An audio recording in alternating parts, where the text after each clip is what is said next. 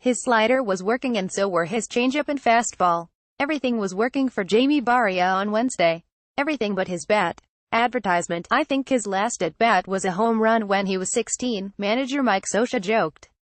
He couldn't carry that momentum over to today, no problem. The Angels already have one two-way phenom in Shohei Ohtani. As long as Barria can pitch like he did in an 8-0 victory over Colorado, the team is fine with him being a one-way sensation. Advertisement. The rookie produced 5 1/3 in control innings, continually flustering the Rockies with runners on base and allowing the Angels to earn a split of this two-game series. It didn't matter that his first 2 big league plate appearances resulted in 3 outs, the latter being a ground ball double play. For the record, Barria said his most recent at-bat actually came when he was a shortstop at age 15, a year before the Angels signed him out of Panama to be a pitcher. I didn't have enough time to practice, he said through an interpreter. I was a little nervous, hitting, at the beginning. Advertisement. When it came to Barria's pitching, the first thing Scioscia praised was the opposite of nerves, poise. After pinch hitter Noel Cuevas led off the 5th with a single, Barria struck out Charlie Blackmon with a high fastball. The inning abruptly ended when David Dahl next lined into a double play. Baseball U.S.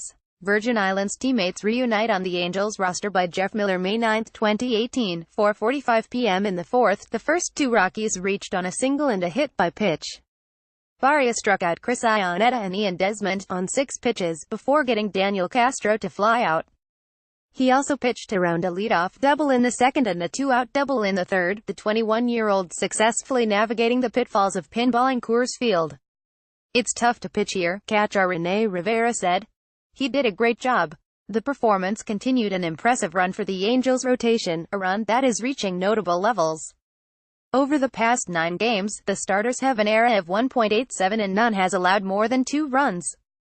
Just 7 pitches into the game, the Angels had a lead they wouldn't relinquish when Zach Cozart, who had doubled, came home on Mike Trout's single. Cozart was moved to the leadoff spot in place of Ian Kinsler, who entered batting .189 and then, hitting 6th, had an RBI single and a walk in 5 plate appearances. Advertisement. Cozart's response to the move also included a solo homer in the 3rd, putting the Angels up 2-0. Justin Upton, who finished with 3 hits, followed the batter later with a 2-run homer, doubling the Angels' lead and giving Barria room to exhale.